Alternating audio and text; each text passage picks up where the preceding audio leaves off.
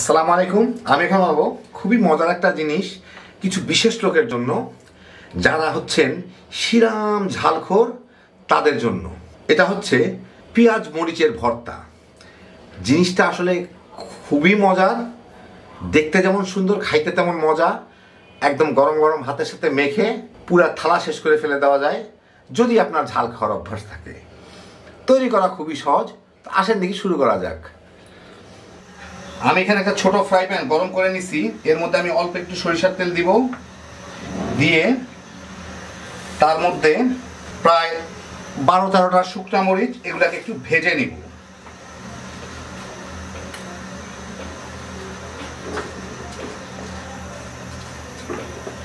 পোড়াবো না, একটু বাদামি বাদামি করে ভাজা দিতে হয়।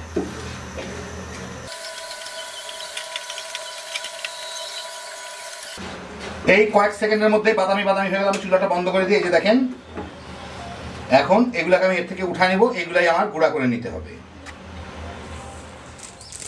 আমি এখানে কতগুলা পেঁয়াজ কুচি করে নিছি, আর এই হচ্ছে আমার ভাজা মরিচগুলা। আমি নিরাপত্তার স্বার্থে আপনারা যে দা দিয়ে করতে পারেন। আমার হাত বাঁচানোর জন্য একটা পরিষ্কার পলিথিন নিয়ে নিছি, ওর মধ্যে মরিচগুলা দিব, সাথে একটু লবণ দিব। লবণ দিলে মরিচটা একটু জলদি গুঁড়া হবে। এখন বাইরে থেকে এটাকে চাপ দিয়ে আমি গুঁড়া গুঁড়া করে ভেঙে নিব। দেখেন, চাপ দিলেই পুরাটা গুঁড়া হয়ে যাচ্ছে, মচমচে অবস্থায় আছে।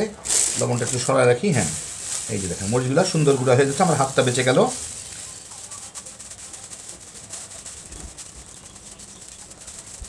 কারো গ্লাভস থাকলে গ্লাভস ব্যবহার করতে পারেন, আমারও আছে, কিন্তু সবার বাসায় তো গ্লাভস নাই, সেই জন্য পলিথিন সবার বাসায় আছে, সেই জন্য আমি পলিথিন দিয়ে আপনাদের দেখাই দিলাম। ভিতরে বড় বড় অংশ থাকলে বাইরে থেকেই এটা টেনে টুনে ছিঁড়ে ভেঙে দিবেন, বাস হয়ে গেল। হ্যাঁ, মোটামুটি ভালোই গুঁড়া হয়ে গেছে। এখন এই পলিথিনটা আমি ব্যবহার করব এই যে এটা মাখানোর জন্য। এটার মধ্যে নিয়ে উল্টা এগুলোকে ঢেলে দিই। কি ফাইন গুঁড়া হয়ে গেছে। দু একটা বড় থাকলে ওইগুলোকে চাপ দিলেই গুঁড়া হয়ে যাবে, চিন্তার কারণ নাই। এখন এর মধ্যে আমি একটু লেবুর রস দিব, খাইতে খুব ভাল লাগে। একটু সরিষার তেল পছন্দ মতো, মোটামুটি ভালোই দিতে হয়। এখন এই পলিথিনটাকে দিয়েই মাখায় ফেলবো।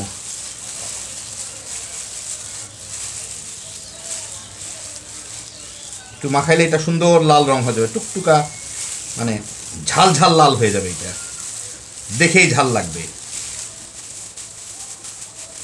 তো প্রথমে একবার মাখায়, এর মধ্যে কেউ ইচ্ছা করলে দিতে পারেন, নাও দিতে পারেন। একটু ধনিয়া পাতার কুচি দিয়ে দিব, ফ্লেভারটাও একটু ভালো আসে। আর আমি একটু খেয়ে দেখি লবণ আরও লাগবে কিনা। অল্প একটু লবণ লাগবে, সেটাও ফাইনালে দিয়ে দিব। লেবু রস আর একটু লাগবে, এটাও দিয়ে দিই। এখন এটাকে ভালো মতো মেখে নিই। এই যে দেখেন মাখা হয়ে গেল, তাকাই বুঝতে পারতেছেন। এখন একটু ভালো একটা প্লেট আপনাদের বেড়ে দেখাই। এই যে দেখেন হয়ে গেল আমার দারুণ মজার মরিচ পেঁয়াজের ভর্তা।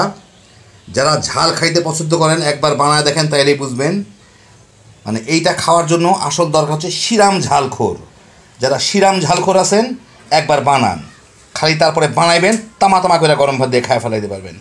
আর ভাতের সাথে মাখলে যে কত সুন্দর একটা কালার আসে, একবার না বানাইলে বুঝবেন না। ফ্লেভারটাও যেমন, টেস্টও সেমন। হ্যাপি জোশের একটা আইটেম, খুব সহজে তৈরি করে ফেলা যায়। এখন খালি বানাইবেন আর তামা তামা করে খায় ফেলাইতে পারবেন। আল্লাহ আপনাদের সবাইকে ভালো রাখুন, সুস্থ রাখুন, নিরাপদে রাখুন। ইনশাল্লাহ বেঁচে থাকলে আবার দেখা হবে। আল্লাহ হাফেজ।